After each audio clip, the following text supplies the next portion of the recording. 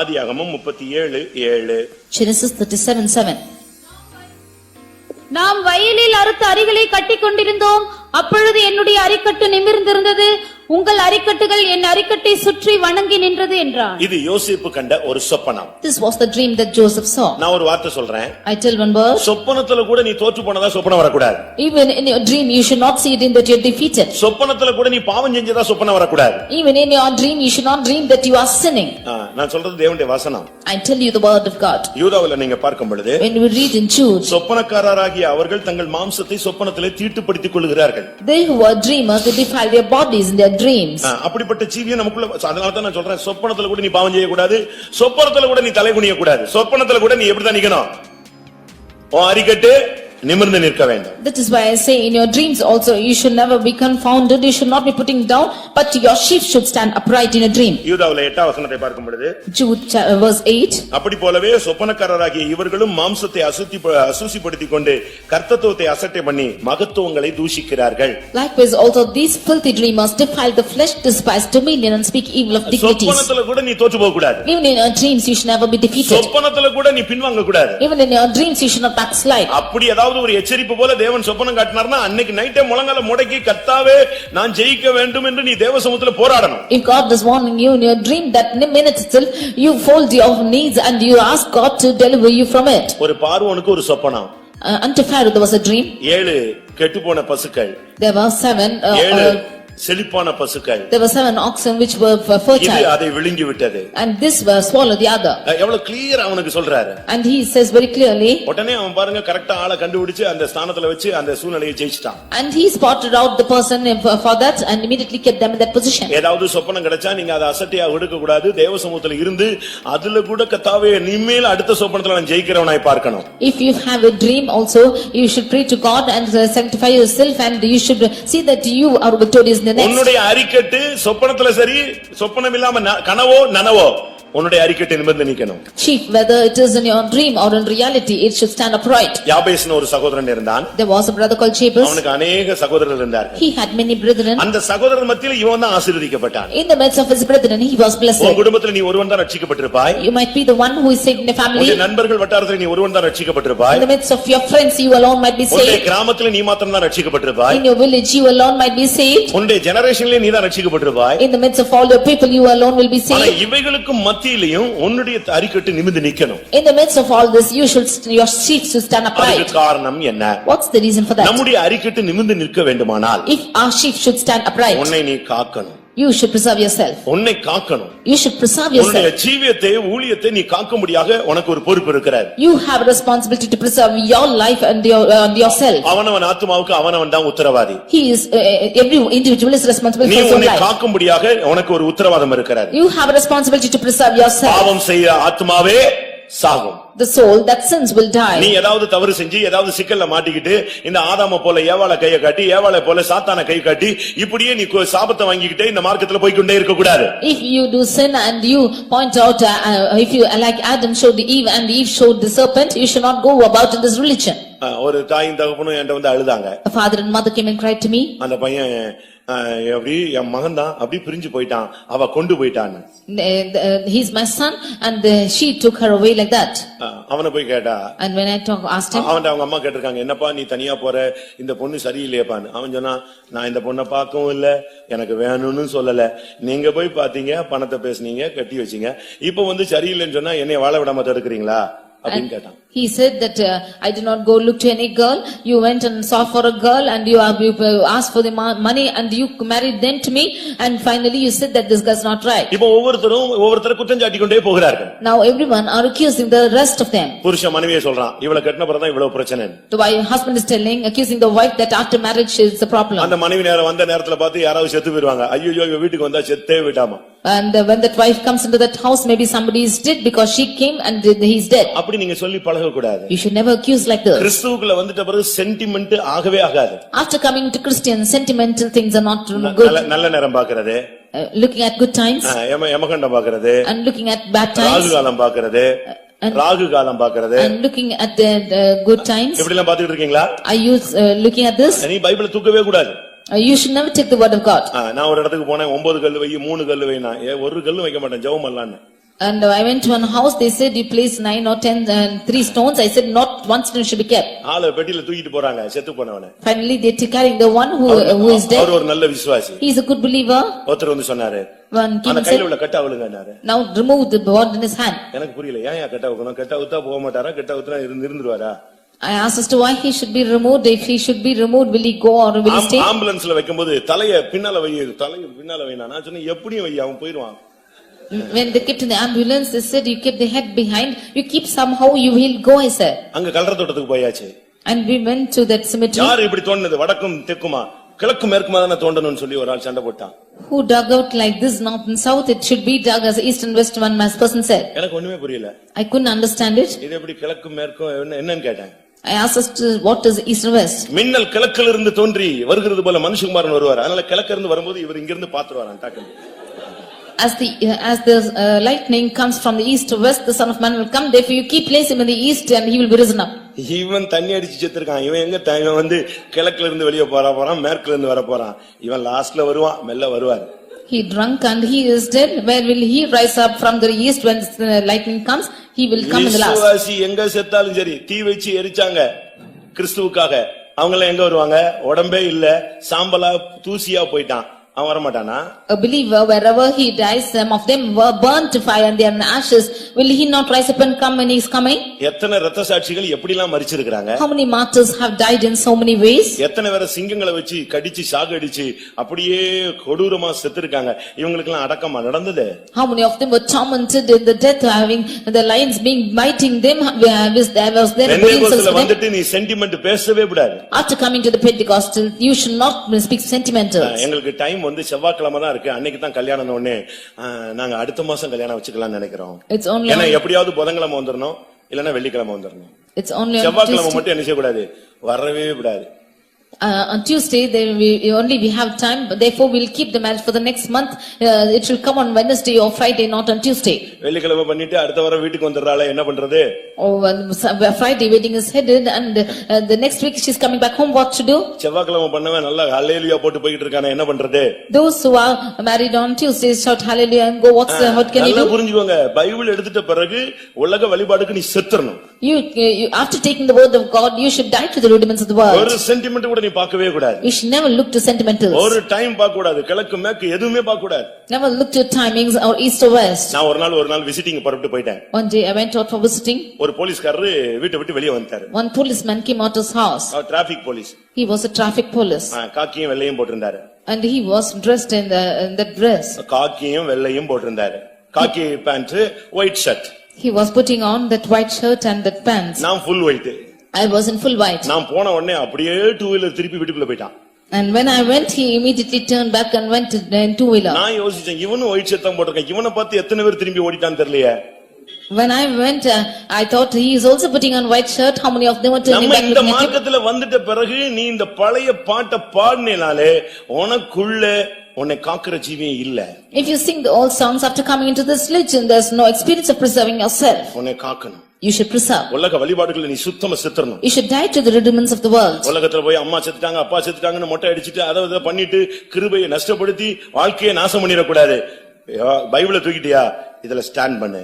Saying that your father உன்னுடைய அறிக்கட்டு கர்த்தர் நிமிர்ந்து நிக்க வைப்பார். Saying that your father or mothers did, you should not go and bald your head in the last of the people in the world, and you should for die to the rudiments of the world, and then your sheep the Lord make to stand upright. 1 தீமோத்தேயு 5:22ல தீமோத்தேயுக்கு பவுல் அழகாக சொல்லுகிறார், உன்னை சுத்தவானாக நீ காத்துக்கொள். 1 Timothy 5:22, Paul is saying to Timothy that you keep yourself pure. எந்த சூழ்நிலையிலும் உன்னை நீ காக்கணும். யோசேப்பினுடைய வாழ்க்கையில சொல்லக்கூடிய சத்தியம், மறைமுகமான தெய்வீக சத்தியம், தன்னை காப்பவன். In any situation you should keep yourself pure. There's that thing which is hidden in Joseph's life is he is keeping himself pure. தன்னை காப்பவன் நிமிர்ந்து நிற்பான். He who is preserving himself will stand upright. எந்த சூழ்நிலையிலும் உன்னை நீ விட்டு கொடுக்கவே கூடாது. In any situation you should never leave yourself. 1 யோவான் 5:18ல சொல்லி இருக்கிறது. 1 John 5:18. அங்க என்ன சொல்லி இருக்கிறது? What is told there? தேவனால் பிறந்தவன் பாவம் செய்யான். He who is born of God shall never sin. அவன் தன்னை காக்கிறான். He is preserving himself. பொல்லாங்கன் அவனை தொடான். And no evil shall come upon him. அது எவ்வளவு பெரிய ஆசீர்வாதமான ஆசீர்வாதமான வார்த்தைகள் பாத்தீங்களா? What a blessed word is this? தேவனால் பிறந்தவன் பாவமே செய்ய மாட்டான். He who is born of God shall never sin. இரண்டாவது தன்னை காத்துக்கொள்வான். And secondly, he keeps himself pure. பிசாசு பொல்லாங்கன் அவனை தொடவே முடியாது. And the wicked shall never touch நீ him. தன்னை காத்தால் நீ நிமிர்ந்து நிற்பாய். உன்னை வந்து பிசாசு டச் பண்ண மாட்டான். உன் வழியிலேயே வர மாட்டான். ஒதுங்கியே போயிட்டே இருப்பான். If you preserve yourself, then you will stand upright. Satan will never come your way. He will go by itself. உன் வழியில வந்து நின்னானா பிசாசு நடுங்கும். If he comes and stand in your way, Satan will fear. Pastor Aruldas அவர்கள் ஊழியத்துக்கு வர்றதுக்கு முன்னால Before Pastor Aldas came for ministry, ஒரு நாள் சாயங்காலம் அந்த இருட்டான நேரத்துல ஒரு வயல் வரப்புல போய் கொண்டிருந்தார். one evening time in the dark time, he was going through the field. எப்பொழுதும் அந்த வயல்ல ஒரு சின்ன ஒத்தடி பாதை மாதிரி இருக்கும். He was going in the single path of the field. எப்பொழுதும் போகிற பாதை. He was usually going there. திடீரென்று அவர் போய் கொண்டே இருக்கும் பொழுது திடீர்னு பார்த்தா எதிலேயோ மோதிட்டார். Suddenly he went and dashed against something. வரப்புல என்ன இருக்கு, இத்தனை வருஷம் போயிட்டு இருந்த வரப்புல எதிலேயோ முட்டிட்டோம்னு சொல்லிட்டு அப்படி பார்த்தார். He was thinking as to what is there in the bank of the field, because ஒரு suddenly gigantic figure நின்னுச்சு. some gigantic figure stood. எவ்வளவோ உயரமான ஒரு ஆவி நிக்குது. It was a huge spirit standing before him. இவர் அதுல பாதத்திலேயே முழங்கால்லயே மோதி இருக்கிறார். He went and dashed against its feet or somewhere knees. அப்படி பார்த்த உடனே அது நிக்கிற அந்த விகாரமான காட்சியை பார்த்த உடனே இவருக்கு வேர்த்துருச்சு. As soon as he saw the gigantic figure, he was sweating. இவர் அப்படி நின்னாரா, உடனே அந்த ஆவி சொல்லிச்சான், நீ ஏன் யோசிக்கிற, நானே பயந்து போய் என் வழியில நீ வந்துட்ட, நான் மிரண்டு போய் நிக்கிறேன்னு. He stood there and that spirit said, why are you standing like this? I am afraid that you have come by my way. நீ வர்ற டயத்துல ஏன் கிராசிங் டயத்துல நீ வந்துட்ட, எனக்கு இப்போ எங்க என்ன பண்ணன்னு தெரியலன்னு சொல்லிட்டான். In my time of crossing you come, I do not know what to do. பொல்லாங்கன் உன்னை தொடான். The evil shall not touch you. அவன் வந்தான்னா மிரளுவான், நீ அதை பார்த்து மிரள வேண்டிய அவசியமே கிடையாது. If the wicked comes, he will tremble. You need not be trembled உன்னை of. காத்துக்கொள்ளணும். But you should preserve yourself. பிரதிஷ்டையில உன்னை காத்துக்கொள்ளணும். Preserve yourself in consecration. பாவம் அணுகாத உன்னை காத்துக்கொள்ளணும். You preserve that sin might not enter you. தேவனுக்கு பயந்து உன்னை நீ காத்துக்கொள்ள வேண்டும். You preserve the ones who is fearing God. நீ நிமிர்ந்து நின்றா எல்லாம் தலை குனிவான். If you are standing upright, all will be putting their head down. ஏசாயா 60:14 என்ன சொல்லுகிறது? Isaiah 60:14. உன்னை ஒடுக்கினவர்கள் உன்னிடத்துல வந்து பணிந்து குனிந்து நீ நிமிர்ந்து நிற்கும் பொழுது உன்னை கர்த்தருடைய நகரம் என்று புகழுவார்கள். ஏனென்றால் ஒரு காலத்துல உன்னை ஒடுக்கினா, இன்னைக்கு நீ நிமிர்ந்து நிற்கிறாய், அவங்க எல்லாம் குனிந்து வருகிறார்கள். Those who have afflicted you once will come and bend down before you and say and praise you because they have once afflicted you. யோசேப்பு அடிமையாக விற்கப்படும் பொழுது தலை குனிந்து நின்றான். When Joseph was sold into captivity, he bent down his head. Potiphar வீட்டிலே அபாண்டமாய் குற்றம் சாட்டப்படுவது தன்னுடைய நீதியை வெளிப்படுத்த முடியாமல் தலை குனிந்து நின்றான். When he was accused falsely in the house of Potiphar, not able to explain his righteousness, he was confounded. ஆனால் கர்த்தர் அவனை நிமிர்ந்து வைக்கக்கூடிய காலம் வந்தது. But there was a time when the Lord will keep him upright. ஆதியாகமம் 41:43 அவன் பார்வோனிடத்திலிருந்து அந்த வல்லமையை பெற்றுக்கொண்டு வந்த பொழுது பார்வோன் சொன்னான், எல்லாரும் இவனுக்கு முன்பாக தண்டனிட்டு பணியுங்கள் என்று சொன்னான். When he was getting the power from Pharaoh and was coming in Genesis 41:43, he asked him to bow everyone before him. பிரியமானவர்களே, இவனுக்கு சொன்னதானே இந்த வாக்குத்தத்தம், இந்த சொப்பனம் நிறைவேறினதா? Was the dream which was told to him fulfilled? இவன் அரிக்கட்டு நிமிர்ந்து நின்றதா? Was the sheep standing upright? இவனுடைய சகோதரர் இவனுக்கு முன்பாக வந்து பணிந்து குனிந்தார்களா? Did his brethren come and fall down and bow before him? வசனம் சொல்லுகிறது 4 இடத்துல இவன் முன்னால வந்து பொத்து பொத்துன்னு விழுந்தாங்க. The word of God says that in 4 places they came and fell down before him. ஒரு இடத்தை வாசிக்கலாம். One place we can read. ஆதியாகமம் 42:6. Genesis 42:6. அந்த வசனம் நிறைவேறிச்சுங்கிறதுக்கு உங்களுக்கு சொல்றேன். I say that the verse is fulfilled. யோசேப்பு அத்தேசத்துக்கு அதிபதியாயிருந்து தேசத்தின் ஜனங்கள் யாவருக்கும் விற்றான். யோசேப்பின் சகோதரர் வந்து முகங்குப்புற தரையிலே விழுந்து அவனை வணங்கினார்கள். நிறைவேறிச்சா? அல்லேலூயா. தேவன் சொன்னால் அது காலம் தாழ்த்தினாலும் கரெக்டா நிறைவேறும். What the Lord says, even if it delays, it will happen. காலம் தாழ்த்துதல் என்பது நம்முடைய வேலை, காலம் நிறைவேறுகிறது அவருடைய வேலை. Delaying is our work, but to perform it is his work.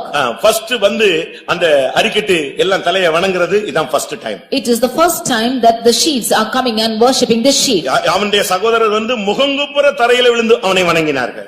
His brethren came and bowed their faces to the earth and worshipped him. ஆதியாகமம் 43:26 பார்க்கும் பொழுது Genesis 43:26. தரை மட்டும் குனிந்து அவனை இரண்டாவது வணங்கினார்கள். They bowed down to the earth and worshipped him twice. அதே 43 ஆதியாகமம் 43:28 பார்க்கும் பொழுது In Genesis 43:28, மறுபடியும் தலைகுனிந்து வணங்கினார்கள். they again bowed down and made obeisance. அடுத்த ஆதியாகமம் 44:14 பார்க்கும் பொழுது Nextly, Genesis 44:14, அவனுக்கு முன்பாக மறுபடியும் தரையிலே விழுந்தார்கள். they again fell down the ground before him. வாக்குத்தத்தம் எத்தனை ட்ரிப் நிறைவேறிச்சு பாத்தீங்களா? How many trip was this from promise fulfilled? ஒரு ட்ரிப் கிடைச்ச சொப்பனம் 4 trip நிறைவேறிச்சு. One trip he got the dream and it was fulfilled 4 times. ஆண்டவர் ஒரு குறிச்சு ஒரு பிளான் வச்சிருக்கிறார். There is a plan concerning you by God. தலையை நிமித்தணும்னு பிளான் பண்ணிட்டாரு. மன்னார்புரம் திசையன்விலை இல்லாவிட்டால் சாத்தான்குளம் விசுவாசிகளை தலைநிமிர வைக்கணும்னு தேவன் பிளான் பண்ணிட்டாரு. It's the plan of God to lift up the heads of the people of Mannarpuram, Thisenvala and Sathankulam. யாருமே தடுத்து நிறுத்த முடியாது. Nobody can hinder them. அந்த வாக்குத்தத்தம் சரியான நேரத்துல உனக்குள் நிறைவேறும். That promise will be perfected in you ஒரு rightly. தரம் அல்ல 4 விசை அதே தரிசனம் நிறைவேற்றப்பட்டது. Not once but 4 times that dream was fulfilled. ஆனால் நீயோ உலகத்தால் கரைபடாதபடி உன்னை காத்துக்கொள்ள வேண்டும். But you should not be defiled of this world but preserve yourself. யாக்கோபு 1:27 படி According to James 1:27, உலகத்தால் கரைபடாதபடி தன்னை காத்துக்கொள்கிறவனே சுத்தமான பக்தி உள்ளவன். he who is not preserving himself without the defilement of this world is having true godliness. கர்த்தருடைய பரிசுத்த நாமத்துக்கு மகிமை உண்டாவதாக. Glory be to the holy name of the Lord. உங்களை நீங்கள் எத்தனை பேர் காத்துக்கொள்ள விரும்புகிறீர்கள்? How many of you want to preserve yourself? விசேஷமாக Especially வாலிபர்கள், youths, வாலிப பெண்கள், வாலிப சகோதரர்கள், youth brothers and youth sisters. பள்ளியிலே, கல்லூரியிலே, வேலை ஸ்தலங்களிலே இந்த வாலிப வயதிலே நீங்கள் உங்களை சரியான விதத்திலே உங்களை காத்துக்கொள்ள வேண்டும். In your schools, colleges and workplaces, in your youth age, you should preserve yourself rightly. விளையாட்டுத்தனமாக தெய்வீக வாழ்க்கையை நீங்கள் விட்டுவிடக் கூடாது. Playfully, you should not live your divine life. அது சிரிக்க வேண்டிய, அனுபவிக்க வேண்டிய காலம் என்று நீங்கள் எண்ணிவிடக் கூடாது. You should not think that this is the time to laugh and fun and you should leave it. 17 வயதிலிருந்து தான் யோசேப்பின் வாழ்க்கையிலே கர்த்தர் தனியாக இடைபட ஆரம்பித்தார். It was in 17 years that the Lord started to intervene alone with Joseph. ஆனாலும் அவன் தன்னை காத்துக்கொண்டான். But yet he preserved himself. யாரையும் நம்ம குறை சொல்லவே முடியாது. We cannot blame anything in ஏனென்றால் this. நமக்கு ஆழமான சத்தியங்களும் உபதேசங்களும் தேவனுடைய வல்லமையும் கிருபையும் நமக்கு அளிக்கப்பட்டிருக்கிறது. Because the deep doctrines and truth and grace and gifts are given to us. அடுத்து நிமிர்ந்து வைக்கக்கூடிய சக்தி எது? Nextly, what is the power which is making you to stand ஒன்று upright? அபிஷேகம் உன்னை நிமிர்ந்து நிற்க வைக்கிறது. Firstly, anointing is making you to stand upright. நீதிமான்களுடைய வாழ்க்கை உன்னை நிமிர்ந்து நிற்க The வைக்கிறது. life of a righteous is making you to stand upright. மூன்றாவது நீ உன்னை காக்கும் பொழுது நீ நிமிர்ந்து நிற்பாய். Thirdly, when you preserve yourselves, you will stand upright. எசேக்கியேலுடைய புத்தகத்திலே நான் பார்க்கும் பொழுது Reading in the book of Ezekiel, முதலாம் அதிகாரத்திலே chapter 1, 7ஆம் வசனத்திலே verse 7. ஒரு விசை வாசிக்கலாம். அவைகளுடைய கால்கள் நிமிர்ந்த கால்களாயிருந்தன. அவைகளுடைய கால்கள் அப்படின்னா எவைகளுடைய கால்கள்? Their feet were stand straight 5ஆம் forward. வசனத்திலே அது நடுவில் இருந்து 4 ஜீவன்கள் தோன்றின. There were 4 living creatures from out of them. இந்த 4 ஜீவன்களுடைய கால்கள் நிமிர்ந்திருந்தன. The feet of the 4 free creatures were straight. ஒரு தேவனுடைய பிள்ளை நிமிர்ந்தவனாய் இருக்க வேண்டும். A child of God should stand straight. அவனை நிமிர்ந்தவனாய் வைக்கத்தான் கர்த்தர் சரியான கிருபை, வெளிப்படுத்தல், அபிஷேகம் இவைகள் எல்லாம் அவ்வப்பொழுது அவனுக்கு தருகிறார். In order to make him straight alone, the Lord gives him revelation, truth, anointing at the right time. உன்னை நீதிமானாய் மாற்றுவதே அதற்காகத்தான். He is making you righteous just for that. எசேக்கியேல் 1 நாம் பார்க்கும் பொழுது When we read in Ezekiel chapter 1, 4 ஜீவன்கள் அதனுடைய கால்கள் நிமிர்ந்திருந்தன. there are 4 living creatures, their feet were straight. ஒரு ஜீவனுக்கு கால் இல்லன்னா பிரயோஜனம் இல்ல. If there is no feet for the creature, it's of no use. ஒரு பறவைன்னு வைத்துக்கொள்ளுங்க. அதுல ஒரு பறவை இருக்கிறது. If there's a bird in it, அதுல ஒரு கழுகு இருக்கிறது. there is an eagle in அந்த it. 4 ஜீவன்ல ஒரு ஜீவன் கழுகு.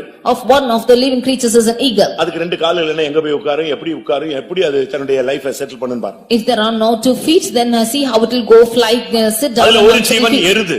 And there are அதுல ஒரு ஜீவன் எருது. one of that thing is oxen. அதுக்கு எருது இல்ல. அந்த எருதுகளுக்கு 4 காலும் இல்லன்னா எப்படி இருக்கும்? If the oxen is not having one of its feet, how it will be? இன்னொன்னு சிங்கம். Next is the lion. அதுக்கு சிங்கம் பெரிய ராஜானா, கால் நிமிர்ந்து இல்லன்னா என்ன பிரயோஜனம்? நரி கூட ஏமாத்திட்டு போயிடும். Lion is a great king. If it does not have foot properly, then even the foxes will cheat it and go. முதல் ஜீவன் மனிதன். The first life is man. மனித முகம். The face of man. மனுஷனுக்கு கால் இல்லன்னா என்னங்கறத சாயங்காலம் சொல்றேன் நான். If man has no feet, then I will see what is happening in the evening. கர்த்தருடைய பரிசுத்த நாமத்துக்கு மகிமை உண்டாவதாக. Glory be to the holy name of the Lord. முதலாவது ஜீவன் மனித ஜீவன். The first living creature is man. ஒரு மனிதனை நிக்க வைக்கணும்னா, இல்லாவிட்டால் அவனுடைய வாழ்வு நிமிர்ந்து நிக்கணும்னா, ஸ்பிரிச்சுவல் இல்லாவிட்டால் ஆன்மீகம் நிமிர்ந்து நிக்கணும்னா, அவனுக்கு மனித கால்கள் இருக்கணும். அந்த கால்கள் நிமிர்ந்து இருக்கணும். If a man should make to stand upright, if he has to stand straight, then he has to have living legs like the feet. அது என்ன மனுஷ முகம்? What is the face of man? மனித முகம் அன்பை காண்பிக்கிறது. The face of man shows love. தேவன் மனிதனிடத்தில் அன்பு வைத்தார். The Lord loved man. மனுஷன் தான் உண்மையாகவே நல்ல ஒரு அன்புள்ள ஒரு வாழ்க்கை வாழக்கூடிய தேவனால் சிருஷ்டிக்கப்பட்டவன். It is only man who can live a loving life, for that God created him. நீங்க நமக்கு எத்தனை பேருக்கு உண்மையான அன்பு இருக்கிறது? How many of us have true love within us? அன்பு சரியான அன்பின்படி உன் லைஃப் போயிடுச்சுனா உன் வாழ்க்கையில போராட்டமே இருக்காது, நிமிர்ந்து நிற்பாய். If your life is going on into true love, you will have no problems, you will stand straight. இன்னைக்கு अनेகர் நிமிர்ந்து நிற்க முடியும். अनेகருடைய குடும்பங்கள்ல அன்பே இல்ல. Today many of the families have no love at all. புருஷ மனைவியை நேசிக்கிறது இல்ல. Husband is not loving wife. சும்மா ஒரு மெஷினிஸ்ட் லைஃப் மாதிரி போயிட்டு இருக்கு. It is just like a business life. ஏதோ வேலைக்கு போறாரு, He is going to work சம்பளத்தை வந்து வீட்ல போடுவாரு, and bringing the salary to house, நல்லது கெட்டதுல கலந்து கொள்வாரு, and he is sharing with his friends. அவன் முகத்துல ஒரு அருளே இருக்காது. He has no shining in his face at all. ஏண்டா இந்த வாழ்க்கையில வந்துட்டு போயிட்டே இருப்பான், ஆனா வீட்டை நல்லா கவனிப்பான், பராமரிப்பான். அதுல என்ன வாழ்க்கை இருக்கிறது? He will just come and go, but he will take care of his life, family. What is in it? சாப்பாட்டுக்கு வழி இல்ல, ஆனா ரெண்டு பேரும் அன்பா இருந்தா அது போதுமானது. There is no way to eat, but if they are both are loving, that's sufficient. உங்களுடைய குடும்பத்தை நீங்க நேசிக்கிறீங்களா? Are you loving your family? உங்களுடைய சகோதரனை நேசிக்கிறீங்களா? Are you loving your brothers? தன் சகோதரனை பகைக்கிறவன் மனித கொலைபாதகன். He who is hating his brother is a murderer. ஒருவன் வெளியே ஒளியில் இருக்கிறேன் என்று சொல்லியும் அவன் தன் சகோதரனை பகைத்தால் அவன் இருளில் கிடக்கிறான். If one says that he is in light yet hates his brother, he is still in darkness. ஒருவேளை நீங்க அந்நிய பாஷையை பயங்கரமா பேசலாம், You might speak mightily in tongues, ஆவியில நிரம்பலாம், get filled in the spirit, ஆனா அன்பில்லாவிட்டா நீ ஓசையிடுகிற வெண்கலம் சொல்லிருக்கு. but without love you are like the cymbals which makes noise. சத்தமிடுகிற வெண்கலம், ஓசையிடுகிற கைத்தாளம். You are like the cymbals of brass which is just sounding empty. நீ சும்மா இங்க போட்டு கை தட்டிட்டு வீட்டுல போய் சண்டை போட்டினா அன்பு இல்ல. If you clap out here and go home and fight, no love. நீ உன்னால நிமிர்ந்து நிக்க முடியாது. You cannot stand straight. அன்பு தான் ஒரு மனிதனை நிமிர்ந்து நிக்க வைக்கக்கூடிய சக்தி. It is love which is having the power to stand to make a man straight. இந்த அன்பு சரியில்லாதபடியால் தான் தேவ அன்பை உள்ளத்துல ஊற்றுகிறார். Because this love is not right, God is pouring out his love to us. அந்த அன்பு வந்த பிறகுவாது உன் பிள்ளையை நேசி, புருஷனை நேசி, மனைவியை நேசி. At least after this love comes into you, you will start loving your husband, your wife, your children. கிறிஸ்து சபையை நேசிக்கிறார். Christ loved the church. அந்த மனுஷன் எவ்வளவோ தவறு செய்றான். That man made so many errors. ஆனாலும் அவனை விடுறது இல்ல. But he's not leaving him. அவனை தாங்கிக் கொண்டே வருகிறார். He is still enduring him. வேதம் சொல்லுகிறது ஆரம்பத்துல வைத்த அன்பு போல முடிவு வரைக்கும் அவர் அன்பு வைக்கிறாராம். As the word of God says, as he had loved in the beginning, he loved them to the end. அப்படி எத்தனை குடும்பத்துல அப்படி உண்மையான அன்பு இருக்கிறது? How many of the families have such love? அன்பு இல்லன்னா அவன் தேவனை பார்க்கவே முடியாது. If you have no love, he cannot see God. அன்பில்லாதவன் தேவன் இல்லாதவன். He has no love, does not have God. அதுக்காக அன்பை எப்படி டெய்லி கொஞ்சி காட்டிட்டு இருக்க முடியுமான்னு ஒரு சிலர் கேட்பாங்க. For that some of them will say, to show out our love, can we always keep நீ pleasing others? புருஷனா இருந்தா மனைவியா இருந்தா அந்த ஸ்தானத்துல இரு, அது போதும். If you are a husband or a wife, you just stand in that position, that's sufficient. உண்மையான அன்பு எத்தனை பேருக்குள்ள இருக்கிறது? How many of you have true love within you? நம்ம என்ன நினைக்கிறோம், அன்புன்னா ஒரு ஆள் பின்னாலேயே சுத்துறது அன்புன்னு நினைக்கிறோம். We think that true love is to just walk about behind one person. அது மிருகத்தனமான வாழ்க்கை. That is only beastly life. அது அன்பு அல்ல. That's not love. ஒருத்தனுக்கு குறைவு உண்டு என்று கேட்கும் பொழுது உனக்கு இருந்துட்டு அதை பார்த்துட்டு நீ பாட்டுக்கு போற பாரு, அதுதான் அன்பில்லாத தன்மை. When there is shortcoming in one person, you just seeing it and going by your side, that is an experience without love. இத குறித்து யோவான் ரொம்ப அழகாக சொல்லுகிறார். About this John explains. அவருக்கு அன்பின் அப்போஸ்தலன் என்ற பெயர் உண்டு. He is called as the loving apostle. ஒன்னு யோவான்ல நான் பார்க்கும் பொழுது We read about it in 1 John 3ஆம் அதிகாரத்திலே chapter 3 17ஆம் வசனத்திலே verse 17. ஒருவன் இவ்வுலக ஆஸ்தி உடையவனாய் இருந்தும் And one having the world's goods, தன் சகோதரனுக்கு குறைச்சல் உண்டு என்று கண்டு seeing that his brother has a need, தன் இருதயத்தை அவனுக்கு அடைத்துக் கொண்டால் and if he shuts up his bowels of compassion, அவனுக்குள் தேவ அன்பு நிலை கொண்டு இருப்பது எப்படி? how can the love of God dwell in him? இதுல இருந்து என்ன விளங்கிக் கொள்றோம்? What do we understand from this? சகோதரனுக்கு குறைச்சல் உண்டுன்னா வந்துருவானா ஸ்தோத்திரம்னு கதவு பூட்டி வைக்க கூடாது. If there is any need for your brother, you should not lock your head saying praise the Lord. சகோதரனுடைய குறையை நிவர்த்தி செய்யறது தான் உண்மையான அன்பு. Going and fulfilling the need of your brethren is true love. இல்லாதவனுக்கு கொடுப்பதுதான் அன்பு. The giving to the Father is true love. நமக்குள்ள எத்தனை பேருக்குள்ள அந்த அன்பு இருக்கிறது? About how many of us have the love within us? நான் திரும்பவும் சொல்லுகிறேன், உனக்குள்ள இருக்கிற அன்பை நீ சரியான விதத்துல பிராக்டீஸ் பண்ணாதனால தான் கர்த்தர் தன்னுடைய அன்பை உனக்கு கொடுத்து உன்னை கிறிஸ்தவ வாழ்க்கையில கொண்டு வருகிறார், செயல்பட வைக்கிறார். I again repeat, because you do not practice the love within you, the Lord is giving his love within you and working you to work with it. 1 கொரிந்தியர் 13ல நீங்க படிச்சு பாத்தீங்கன்னா முதல் 10 வசனத்துல பயங்கரமாக காரசாரமாக பவுல் பேசுகிறார். In 1 Corinthians chapter 13 verses 1 to 10, St. Paul speaks very hotly about this. நீ என்ன தீர்க்கதரிசனம் சொன்னாலும் பிரயோஜனம் கிடையாதுன்றார். Whatever prophecy you might say, it's of no use. என்ன விசுவாசியா இருந்தாலும் பிரயோஜனம் இல்லன்றார். Whatever believer you are, it's of no use. மலைகளை பெயர்க்கத்தக்க விசுவாசம் இருந்தாலும் உனக்கு அன்பில் என்ன பிரயோஜனம் இல்ல.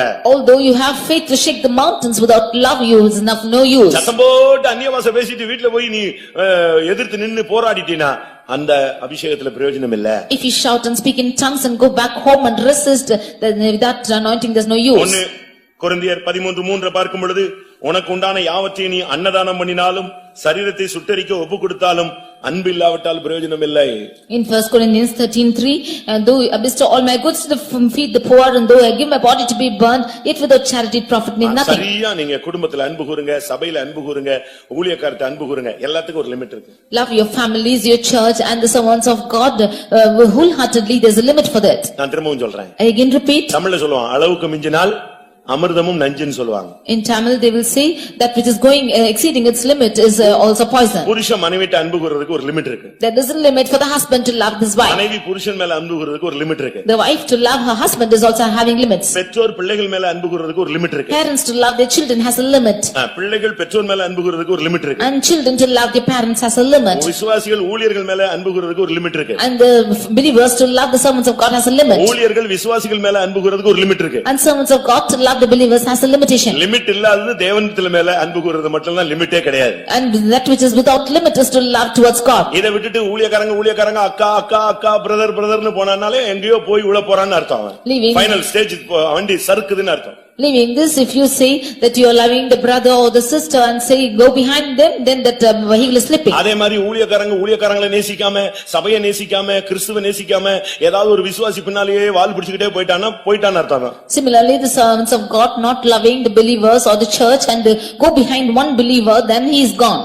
அதே போல Like this. ஒரு மனைவி புருஷன் சொல்லிட்டு 10 நிமிஷத்துக்கு ஒரு போன், 7 நிமிஷத்துக்கு ஒரு போன், எங்க இருக்கீங்கன்னா கொஞ்ச நாள்ல பிச்சிட்டு போயிடுவான்னு அர்த்தம். The wife also saying that she is loving her husband for 10 minutes or 7 minutes she is calling and asking where you are, then immediately we can understand that she நான் சொல்றது சரின்னு சொல்றவங்க மட்டும் அல்லேலூயா சொல்லுங்க. எல்லாரும் அனுபவத்துல பாத்துருக்கீங்க. You would have seen any experience. எங்கேயும் limit தாண்டும் போது என் பிள்ளை உடனே பைபிள்ல சொல்லிருக்கு, நீ அதிகமா நேசிக்கிறதை ஒரே அடியில் உன்னிடத்துல இருந்து எடுத்துக்கொள்வேன். எடுத்துட்ட பிறகு அப்படியே உட்கார்ந்திருப்பாங்க சித்தப்பரம பிடிச்ச மாதிரி. When you cross the limit, the word of God says that whom you love more, then I will take them out of you. Then you will be தாயையாவது, தன் தகப்பனையாவது, தன் மனைவியாவது, தன்னுடைய பிள்ளைகளையாவது என்னிலும் அதிகமாக நேசிக்கிறவன் எனக்கு பாத்திரன் அல்ல. He who loves the father, mother, wife or children or husband is more than me, is not worthy of me. அப்படி 5 நிமிஷத்துக்கு அதுக்கு தமிழ்ல வச்சிருக்கான் ஒரு பேரு, அன்பு தொல்லையா. That is why in Tamil they say that it's the worries of love. அது ஸ்டார்டிங்ல ரொம்ப இன்ட்ரெஸ்டா இருக்கும். In the beginning it will be very interesting. அது போக கடைசில பெரிய குழப்பத்தை உண்டு பண்ணிடும். But as days goes by it will start to confusion. ஒரு சகோதரனை நானு மதுரை போகும்போது கூட்டி போயிருந்தேன். I had called a brother to Madurai when I was going. அவன் என்னுடைய விசுவாசி தான். He was a believer. அன்னைக்கு எனக்கு டிரைவர் இல்லனால நீ வர்றேன்னா அவன் கார் எடுத்து வந்தான், என் கூட தான் வந்தான். Because we had no driver, I called him and he came along with me. என் கூட தான் வந்திருக்கான். சென்டர் ஃபெய்த் போயிருக்கோம். இப்ப திரும்பி ரெண்டு பேரும் எங்க ஃபெய்த் போறோம். We had gone to the Center Faith home and he came along with me. We are going back by our way. என் கூட தான் வந்திருக்கான்னு அந்த சகோதரிக்கு நல்லா தெரியும். That sister knows truly that she's come with me. ஆனாலும் அந்த ஆவி இருக்க விடல. But that spirit did not allow her to stay. Phone பண்ணி எங்க வந்துட்டு இருக்கீங்க? Calling, she's asking where you're coming. திருப்பி 10 நிமிஷம் கழிச்சு எங்க வந்துட்டு இருக்கீங்க? After 10 minutes again she's calling as to where you're coming. Pastor கூட இருக்காரா? Is pastor with you? Doubt. Having a doubt. Pastor கூட இருக்காரா? Is pastor with you? அப்ப ஏன் டக்குன்னு போன் ஆஃப் பண்றீங்க? அவர் சத்தம் கேட்கட்டும். அதாவது கூட இருக்கிற ஆள் சத்தம் கேட்கணுமா? Then why are you switching off your phone? Let the sound of the one who is with you be heard. ஒரு நாள் One day இவன் எங்கேயோ ஒரு கடையில போய் நின்னுட்டான். he was standing in some shop. இவ போன் பண்ணி எங்க இருக்கீங்கன்னு. She called out and asked where you are. இவன் ஆன் பண்ணி நான் இங்க ஒரு கடையில நிக்கிறேன். He said I am there in the shop. அங்க ஒரு குழந்தை ஓன்னு அழுதுருச்சு. One child was screaming out there. குழந்தை சத்தம் கேக்குது. The shout scream of the child is heard. அவ்வளவுதான் சனியை பிடிச்சிருச்சு, அந்த குடும்பத்துக்கு பிசாசு பிடிச்சிருச்சு. From that day devil caught to that house. இப்ப நான் சொல்லட்டுமா உண்மையை சொல்றேன், இப்ப டைவர்ஸ்ல இருக்காங்க. Now truly they are in divorce. இப்ப அவர் 4000 ரூபாய் கொடுக்கறாரு, பிள்ளைகளுக்கு ஃபீஸ் கட்டறாரு, பிள்ளைகளை மட்டும் பாத்துக்குவாரு. இந்த அம்மா 4000 ரூபாய் வாங்கிட்டு வாடகை கட்டிட்டு உட்கார்ந்திருக்கு. ஏன்னா ஒரு காலத்துல என்னது அன்பு எக்ஸ்ட்ரீமா போய் எக்ஸ்ட்ரீமா பிச்சிட்டு வந்துருச்சு.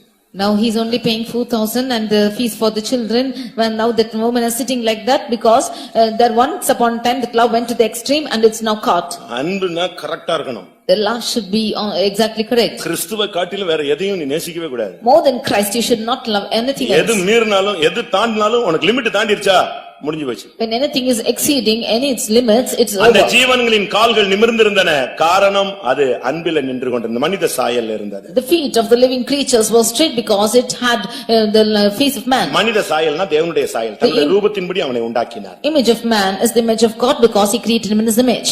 ஒரு சிலர்லாம் நீங்க யாரை நேசிக்கிறீங்கன்னு இப்ப நிதானிச்சுக்கணும். Some of them you should discern as to how you are loving people. இரண்டாவது ஜீவன் சிங்கமுகம். Secondly, the face is the face of lion. சிங்கமுகம் எதை காண்பிக்குதுன்னா தைரியத்தை காண்பிக்கிறது. The face of lion shows boldness. இதுக்குள்ள வந்துட்ட பிறகு நீ கோழையாகவே இருக்க கூடாது. After coming into this, you should not be a coward. இது கோழையை வீரனாக்குகிற ஒரு மார்க்கம். This is the religion which is making the cowards to be brave. சத்தியத்துல விசுவாசத்துல இந்த உபதேசத்துல நீ கிறிஸ்துவின் அன்பில தைரியமா நிக்கணும். In the religion, in the faith, in the love of Christ, you should boldly stand. என்னை போன்றவன் ஓடி போவானோ? Should such a person as I flee?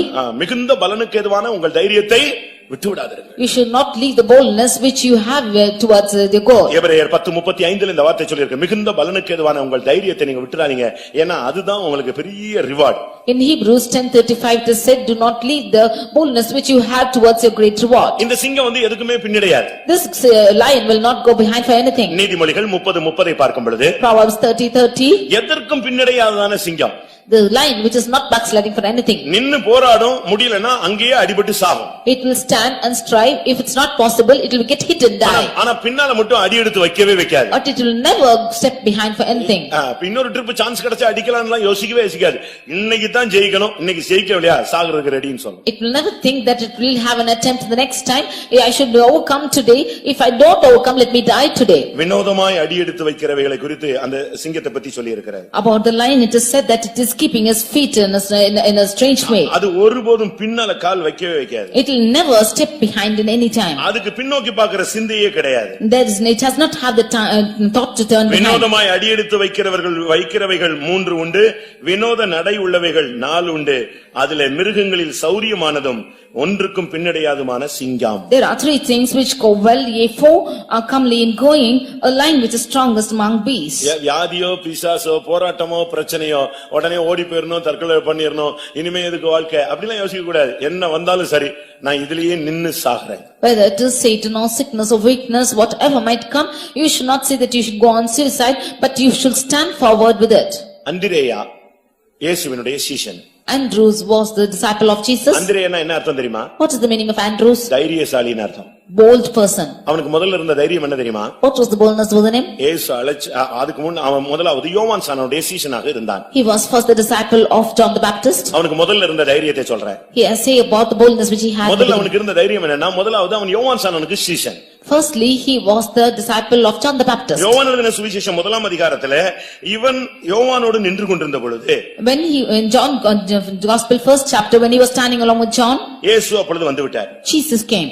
உடனே இந்த யோவான் சானகன் சொன்னா, இதோ உலகத்தின் பாவங்களை சுமந்து இருக்கிற தேவாட்டுக்குட்டின்னு சொல்லிட்டான். Immediately John the Baptist said, behold the lamb that taketh away the sin of the world. இந்த வார்த்தையை கேட்ட உடனே அப்படியே அந்திரேயா அவனுக்கு இயேசுக்கு பின்னால புறப்பட்டான். When he heard this word, Andrews immediately set out after Jesus.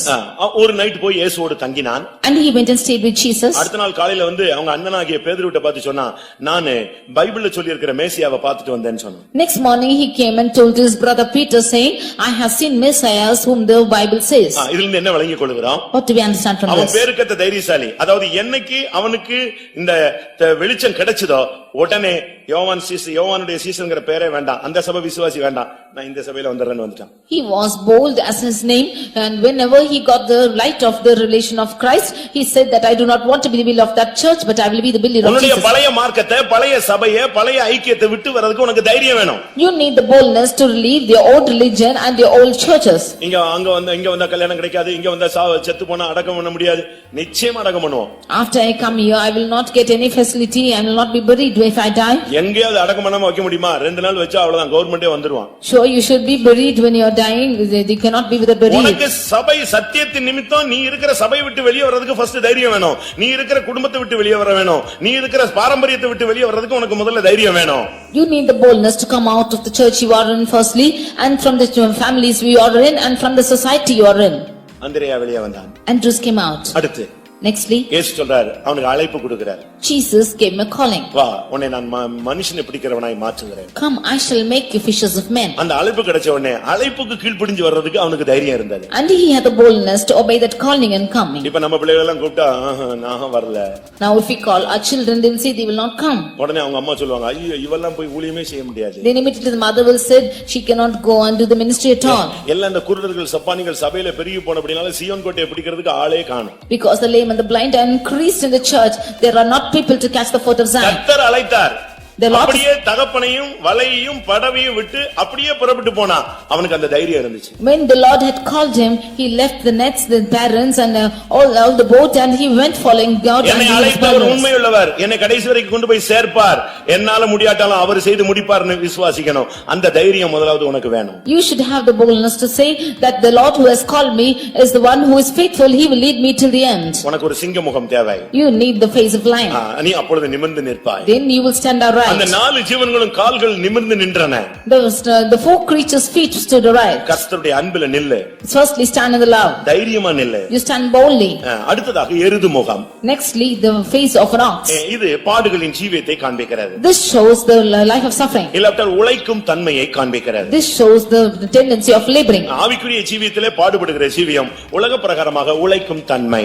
This shows the tendency of suffering in the spiritual life and the laboring in worldly life. 144 சங்கீதம் 14 வசனத்தை பார்க்கும் பொழுது எங்கள் எருதுகள் பலத்தவைகளா இருக்கும், அப்பொழுது சத்துரு உட்புகுதலும் குடியோடி போகுதலும் இராது, எங்கள் வீதிகளில் கூக்குரல் உண்டாகாது. In Psalm 144 verse 14 we see that our oxen may be strong to labor, that there be no breaking in or going out and there be no complaining in our streets. நம்முடைய எருதுகள் பலத்ததா இருக்கணும், நம்முடைய ஜனங்களுடைய கால்கள் நிமிர்ந்து இருக்கணும், கர்த்தருக்காக நிக்கணும், அப்ப பிசாசு வராது. Our oxen should be strong, the feet of our people should be straight, only then Satan will not come. நீ ஸ்ட்ராங்கா இருக்கணும். You be strong. நல்ல பாடுகள் படணும். You should suffer more. இயேசு கிறிஸ்து பட்ட பாடுகளினாலே கீழ்ப்படிதலை கற்றுக்கொண்டு அவர் பூரணர் ஆனார். By the sufferings that Jesus suffered, he learned obedience and became perfect. நீ நல்ல பாடுபட்டினா பாவங்களை விட்டு ஓய்ந்திருப்பாய். If you suffer more, then you will be refraining from sins. அப்படிதான் வேதம் சொல்லுகிறது. That's the word of God say. பேதுருவை நாம் பார்க்கும் பொழுது When we read in Peter, 1 பேதுரு 4 முதல் 2 வசனங்களே, மாம்சத்திலே பாடுபடுகிறவன் பாவங்களை விட்டு ஓய்ந்திருப்பான். 1 Peter 4:1 and 2 we see that he who is suffering in his body will refrain from sin. இயேசு பாடு அனுபவித்தார். Jesus endured sufferings. பாடுகளை ஏற்றுக்கொண்டார். And he accepted sufferings. பிதா அவரை பாடுகளுக்கு உட்படுத்தினார். And the Father accompanied him to suffering. உனக்கு ஒரு எருது முகம் இருக்கணும். You should have the face of an oxen. பாடுகள் படணும். You should suffer. கிறிஸ்துவின் நிமித்தம் நீ எவ்வளவு பாடுபட்டிருப்பாய்? For the sake of Christ, how much you would have suffered? கிறிஸ்துவுக்காக என்ன செய்திருப்பாய்? For Christ, what would you have done? உன் குடும்பத்துக்காக, உங்க அம்மாவுக்காக, உன் பிள்ளைகளுக்காக என்னெல்லாமோ நீ செய்திருக்கிறாய். For your family, for your mother, for your father, you have done so many things. அதெல்லாம் தப்பு நான் சொல்லல. I don't say it's wrong. ஒரு நல்ல விசுவாசி நல்லா உழைக்கணும். A good believer should labor more. கஷ்டப்பட்டு வாழ்க்கையில முன்னேறணும். He should suffer and go progress in his life. குடும்பத்துக்காக நல்லா உழைத்து செழித்து நல்ல செழிப்பா மாறணும். கர்த்தருடைய ஆசீர்வாதம் ஐஸ்வரியத்தை தரும், அதனோட அவனுக்கு வேதனையை கூட்டார். ஐஸ்வரியத்தை சம்பாதிக்கத்தக்கதான பலனை கர்த்தர் உனக்கு கொடுக்கிறவர். For his life he should suffer more,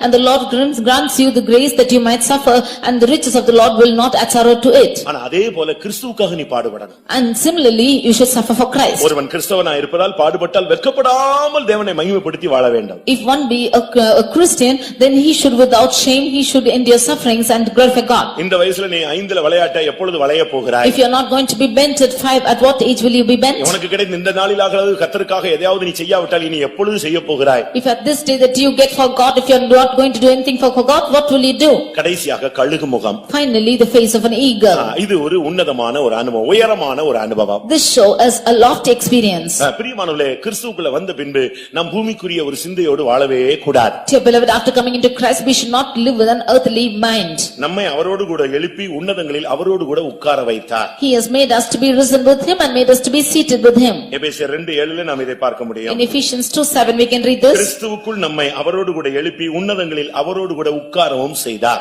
He has risen up with him in Christ and made us to be seated with the heavenly place in Christ. உன்னதத்துல நீ இருந்தினா உன்னதத்துல ஆசீர்வாதம் உனக்கு கிடைக்கும். If you are in heavenly places, you will receive the heavenly blessings too. கழுகு இங்க எங்கேயாவது முள்ளு செடிக்குள்ள போய் கூடு கட்டிட்டு உட்காராது. The eagle will not build its nest within the bushes. அது இங்க இந்த ஏரியாவிலேயே எங்க உயரமான இடம் இருக்கோ அங்க போய் உட்கார்ந்துட்டு இருக்கும். It will go in this area to a loftier place and sit there. தமிழ்ல சொல்லுவான் எண்ணுவதெல்லாம் உயர் உள்ளல்.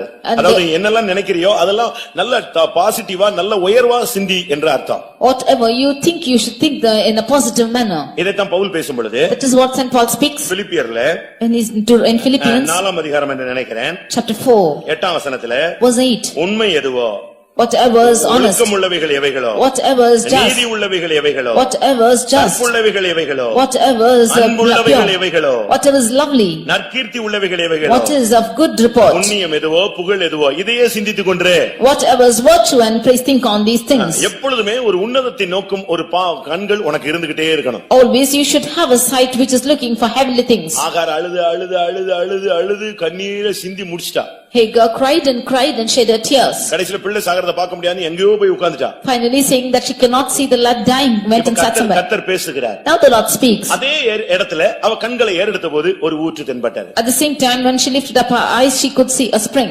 உன் கண்களை ஏறெடு. You lift up your eyes. உன்னதத்தை நோக்கி பாரு. Look into the heavenly things. ஒத்தாசை வரும் பர்வதங்களை நோக்கி பாரு. ஜெபத்திலே தேவ சமூகத்தை நோக்கி பாரு. அந்த கழுகு முகத்தை பார்க்கும் பொழுது ஒன்று உன்னதம் மற்றொன்று ஜெபஜீவியம். Look unto the hills from whence cometh your help. When you look to the eagle, you can see one is the prayer life and one is the lofty experience. எபேசியர் 1:3 படி சபைக்கு உன்னதங்களில் உள்ள சகலவிதமான ஆசீர்வாதங்களும் உண்டு.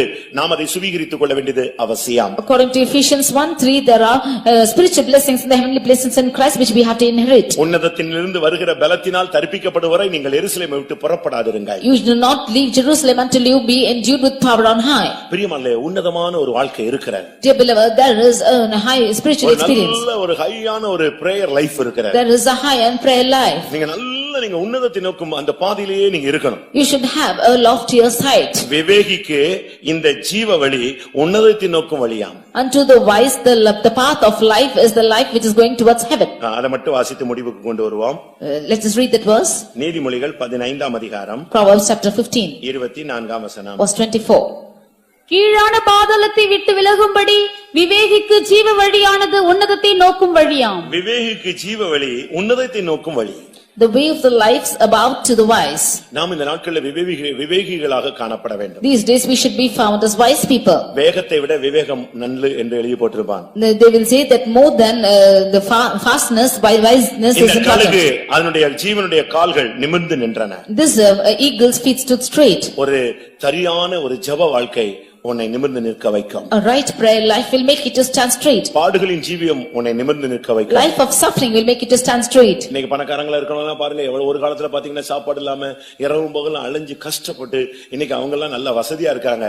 அது காரணம் அவங்க பட்ட பாடுகள் இன்றைக்கு அவர்களை நிமிர்ந்து நிற்க வைத்திருக்கிறது.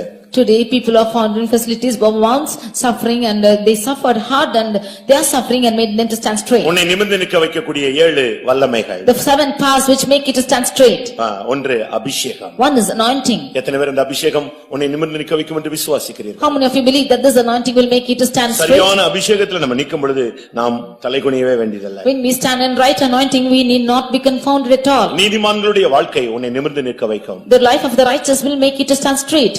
உன்னை காத்துக்கொண்டால் நீ நிமிர்ந்து நிற்பாய். If you preserve yourself you shall stand straight. அன்பு பாராட்டினால் நீ நிமிர்ந்து நிற்பாய். If you show love then you shall stand straight. தைரியமா இருந்தால் நீ நிமிர்ந்து If நிற்பாய். you stand with boldness you shall stand நீ straight. பாடுபட்டு உழைத்து நின்று பார் நீ நிமிர்ந்து நிற்பாய். If you suffer and stand straight you can stand straight. உன்னதமான ஆசீர்வாதங்களை எதிர்நோக்கி உன்னுடைய ஜெப ஜீவியத்தை நீ கட்டி எழுப்பு நீ நிமிர்ந்து நிற்பாய். Looking forward for heavenly blessings you build up your prayer life you shall stand straight. எத்தனை பேர் நிமிர்ந்து நிற்க ஆசைப்படுகிறீர்கள்? How many of you desire to stand straight? இதுக்குள்ள வந்த பின்பு எங்கேயாவது போய் விழுந்து கொண்டு நீங்கள் தலைகுனிந்து நீங்கள் வாழக்கூடாது. After coming into this religion you should not be confounded, you should not be falling down anywhere. கிறிஸ்தவ மார்க்கம் நிமிர்ந்து நிற்கிற மார்க்கம். The Christian religion is a religion which makes you to stand straight. ஆயிரக்கணக்கான வருடங்கள் தலைகுனிந்த மனித சமுதாயத்தை நிமிர்ந்து நிற்க வைக்கும்படியாக இயேசு வந்தார். The humankind which was bent down for thousands of years in order to make them straight Jesus came down. இன்றைக்கு அவர் போன பின்பு ஆவியானவர் எதற்காக வந்திருக்கிறார்?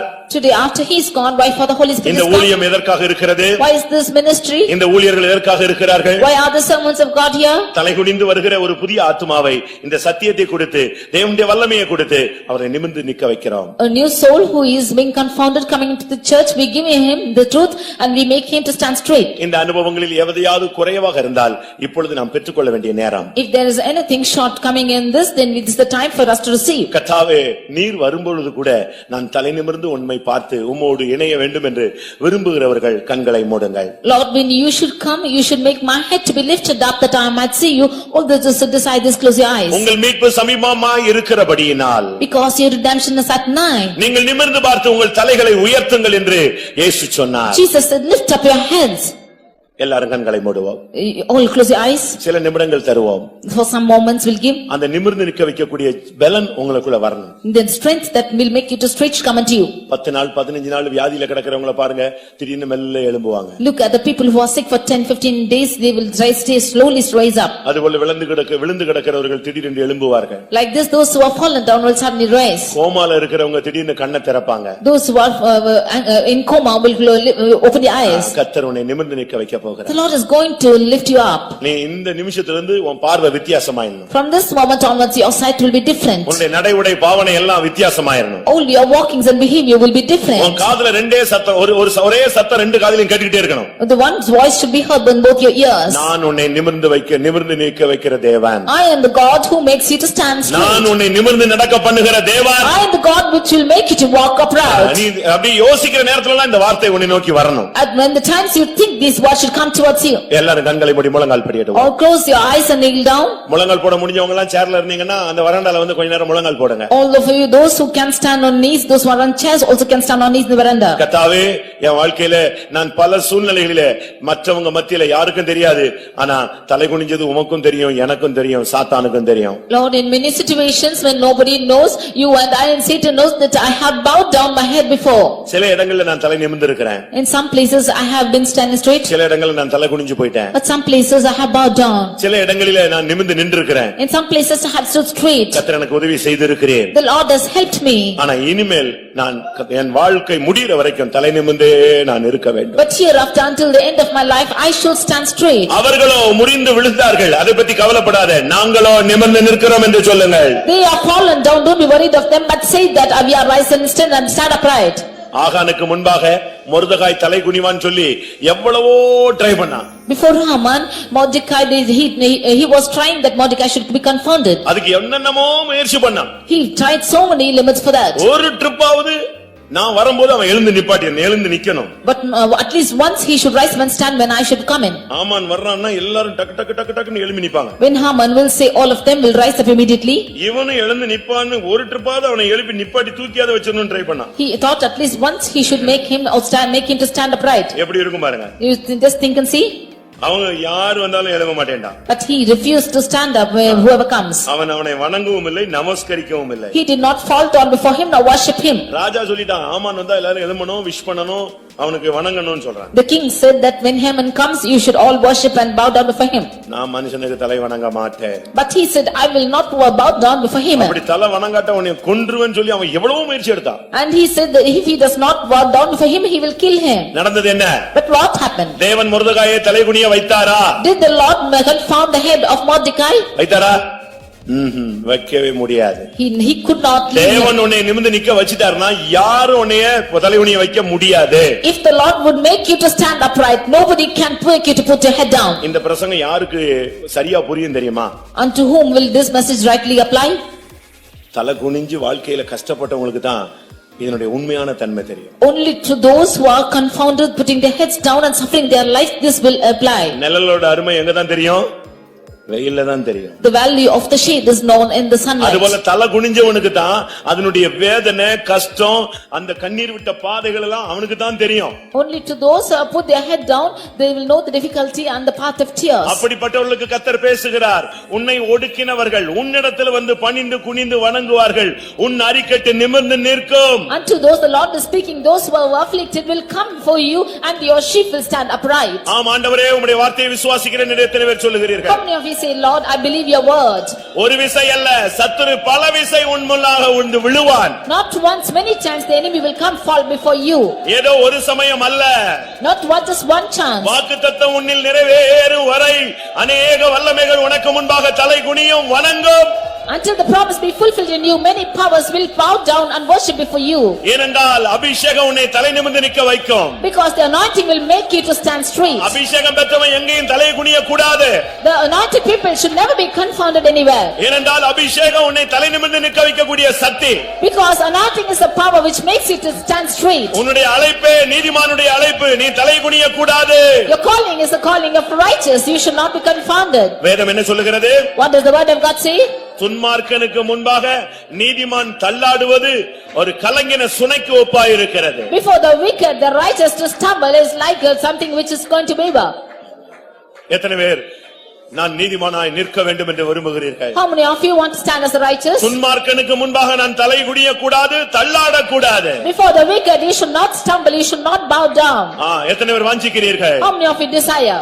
உன்னுடைய அரிக்கட்டை கர்த்தரே நிமிர்ந்து நிற்க வைக்க போகிறார். The Lord is going to make your sheet to stand upright.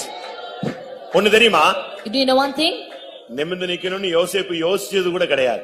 Joseph did not even think that he will stand upright. அதுபோல நீயும் கூட நிமிர்ந்து நிக்கணும்னு நீ யோசிச்சிருக்க கூட மாட்டாய். You too would not have thought that you will stand straight. But உன்னை நிமிர்ந்து நிற்க வைப்பது தேவனுடைய திட்டம். it is the plan of God to make you stand straight. ஆமென். அதுதான் தேவனுடைய சித்தம். That is the will of God. அதைத்தான் தேவன் செய்ய விரும்புகிறார். That is what God wants to do. அதைத்தான் தேவன் உனக்கு செய்ய போகிறார். That is what God is going to do for you. இப்பொழுது உள்ள பாதை பல பாதைகளாக இருக்கலாம், ஆனால் ஒரு நேரம் வரும் எல்லா வல்லமையும் உனக்கு முன்பாக விழும். Now the path might be different, but there will be a time when all the powers will fall down to கர்த்தர் you. உன் தலையை உயர்த்துவார். The Lord will lift your head. ஹalleluya ஹalleluya. இதோ உன்னை நிமிர்ந்து நிற்க வைக்கக்கூடிய வல்லமையை கர்த்தர் உனக்கு அனுப்பி கொண்டிருக்கிறார். உனக்கு தேவையான வல்லமையை கேட்டு பெற்றுக்கொள். எந்த இடத்தில் நீ நிமிர்ந்து நிற்க வேண்டும் என்று விரும்புகிறாயோ அதை சொல். கர்த்தர் நிச்சயமாய் உன்னை அந்த இடத்தில் நிமிர்ந்து நிற்க வைப்பார். ஹalleluya ஹalleluya ஹalleluya. Praise the Lord, praise the Lord, praise the Lord, praise the Lord. ஆமென். நீ தலை குனிந்த காலங்கள் இந்த காலை வேளையிலே முடியட்டும். எந்த இடத்திலையும் சரி, நீங்க எழுத்தின் பிரகாரமாக எடுத்துக்கிட்டாலும் சரி, ஆவிக்குரிய பிரகாரமாக எடுத்துக்கொண்டாலும் சரி, கர்த்தர் உன்னை அந்த இடங்களில் எல்லாம் தலை நிமிர வைப்பார். ஒருத்தர் சொன்னாரு, போத்திபார் மனைவி அபாண்டமா பழிய போட்டு இவனை சிறைச்சாலையில அனுப்பி அப்படியே இவனை வாழ்க்கையவே முடிவுக்கு கொண்டு வந்துட்டா. வாலிப வய பிராயமே அங்கேயே முடிஞ்சு போச்சு. ஆனா என்ன நடந்துச்சு தெரியுமா? ரதத்தின் மேல் ஏறி, பார்வோனுடைய ரதத்தின் மேல ஏறி வர்றான். தண்டனிட்டு பணியுங்கள், ரோட்ல போறவன் வர்றவன் எல்லாரும் இவனுக்கு பணியணும். போத்திபார் வர்றான். போத்திபார் மனைவி வந்து எல்லாரும் அவன் முன்னால அப்படியே உன் மேல அபாண்டமா குற்றஞ்சாட்டினவனெல்லாம் கர்த்தர் உன் முன்னால வந்து விழ வைப்பாரு. ஏனென்றால் உனக்கு கொடுக்கப்பட்டது தேவனுடைய வார்த்தை. அது ஜீவன் உள்ளது, அது வல்லமை உள்ளது, அது நிறைவேறும், அது அனுப்பின காரியம் வாய்க்கும்படி செய்யும்.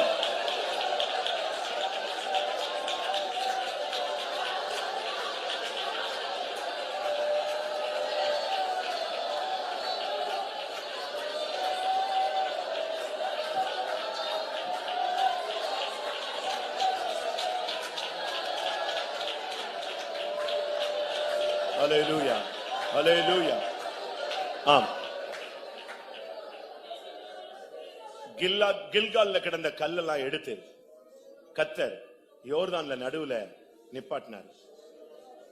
அந்த கல்லை ஏன் நட்டினார்னா, கரை புரண்டு ஓடினாலும் இந்த ஜனங்கள் கடந்ததுக்கு அடையாளமாக அந்த கற்கள் நட்டப்பட்டது. கரை புரண்டு ஓடுற அந்த யோர்தான்ல பைபிள் சொல்லுது, இந்நாள் வரைக்கும் அந்த கல்கள் நிற்கிறது. இன்னைக்கு கர்த்தர் உன்னை தூக்கி எடுத்து நிறுத்துறாரு. என்ன வெள்ளம் வந்தாலும், என்ன புயல் வந்தாலும், யார் முயற்சி எடுத்தாலும் நீ நிமிர்ந்து நிற்பாய். ஹalleluya ஆமென். கர்த்தர் சொன்னால் அது நிறைவேறும். வானமும் பூமியும் ஒளிந்து போனாலும் தேவனுடைய வார்த்தையின் ஒரு உறுப்பு கூட ஒளிந்து போவதில்லை. சிதாபாலகா சிதாபாகா ராபாகா சிதாபாகா. ஹalleluya ஆமென். ஒரு 2 நிமிஷம் எல்லாரும் முழங்கால் போட்டு இந்த பிரசங்கத்தின் மூலமாக தேவனுடைய வார்த்தையின் மூலமாக உனக்கு கிடைத்த இந்த வாக்குத்தத்தத்தை பெற்றுக்கொள்ளக்கூடிய சக்தியை பெற்றுக்கொண்டு நீ திரும்பி செல். ஹல்லேலூயா. 2 நிமிஷம். ஆமென். கர்த்தாவே என்னை நிமிர்ந்து நிற்க வைப்பேன்னு சொல்லி நீர் மணிக்கணக்காக சொல்லிக் கொண்டிருக்கிறீர். இது என் காதுல தொனித்துக் கொண்டே இருக்க வேண்டும். எங்க போனாலும் நான் நிமிர்ந்து நிற்கணும். உமக்காக, உம்முடைய நாமத்துக்காக, உம்முடைய வல்லமையினால், உம்முடைய பலத்தினால், உம்முடைய அபிஷேகத்தினால்.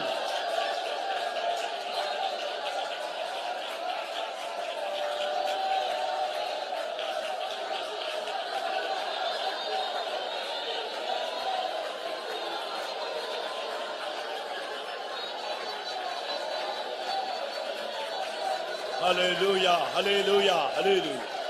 ஆமென். யோர்தானை போல துன்பம் எதிர்த்தாலும் யோசுவாவின் தேவன் நம்மோடு இருப்பதால் யோர்தானின் கற்கள் நின்றது போல் நிற்போம் இளைப்பாரி தைரியமாய். எல்லாரும் ஒருமித்து பாட போறோம். பாட்டு தெரியாதவங்களுக்கு தான் இந்த வார்த்தையை சொல்லிட்டு இருக்கிறேன். யோர்தானை போல துன்பம் எதிர்த்தாலும் யோசுவாவின் தேவன் நம்மோடு இருப்பதால் யோர்தானின் கற்கள் நின்றது போல் நிற்போம் இளைப்பாரி தைரியமாய். எத்தனை பேர் எங்களோடு அப்படி நிற்க போகிறோம் என்று வாஞ்சித்து சொல்லுகிறீர்கள்? யோர்தானை போல துன்பம் எதிர்த்தாலும் யோசுவாவின் தேவன் நம்மோடு இருப்பதால்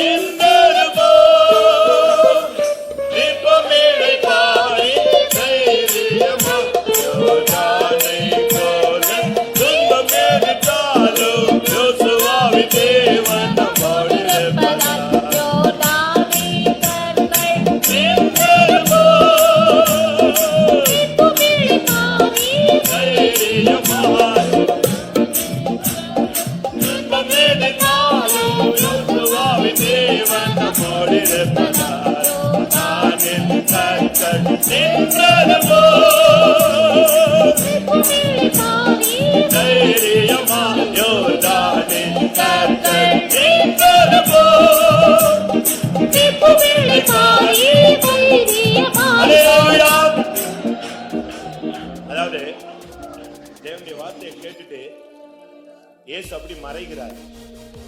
எம்மா ஊருக்கு போன சீசர்கள் மத்தியில் இருந்த இயேசு அப்படியே தன்னை மறைச்சார். உடனே ஒருத்தன் சொல்றான், ஐயோ இவர் கர்த்தர், இவர் பேசும் பொழுதே நம்முடைய இருதயம் கொழுந்து விட்டு எரிஞ்சிருச்சேன்னு சொன்னான். அதுபோல இந்த வார்த்தையை கேட்கும் போது, கர்த்தாவே நான் தலை குனிஞ்ச காலங்கள் முடியட்டும் கர்த்தாவே, இனி தலை நிமிர்ற காலங்கள் தான் எனக்கு வேணும். வாஞ்சித்து நீ கேட்கணும். என்ன வந்தாலும் நான் தலை நிமிர்ந்து நிற்பேன். என்னை நிற்க வைக்கக்கூடிய சக்தி உமக்கு உண்டு. ஹல்லேலூயா, ஹல்லேலூயா.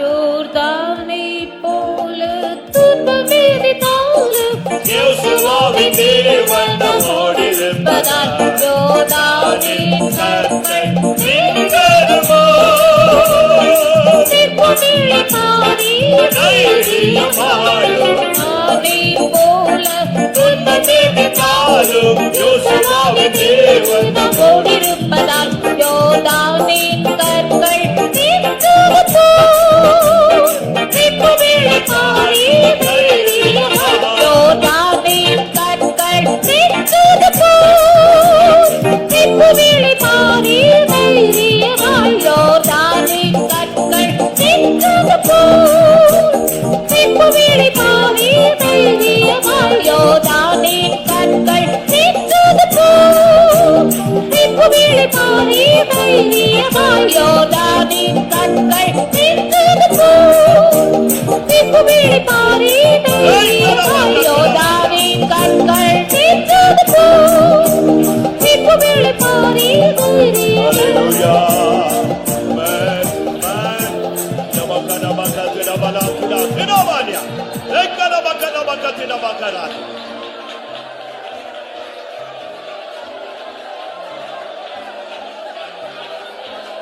ஆமா, ஆமா. யோசேப்பை சிறைச்சாலையில போய் வேகமா கூப்பிட்டாங்க. அவன் மிரண்டு போயிட்டான். அவனை பிடிச்சு இழுத்தாங்க, இழுத்து கொண்டு வந்தாங்க. ஒருத்தன் இவனை குளிப்பாட்டினான், ஒருத்தன் இவனுக்கு டிரெஸ் மாட்டினான், ஒருத்தன் இவனுக்கு ஷேவ் பண்ணான். இவனுக்கு ஒண்ணுமே புரியல, என்ன நடக்க போகுது இன்னைக்கு நம்முடைய வாழ்க்கையில. ஆனா என்ன நடந்துச்சு தெரியுமா?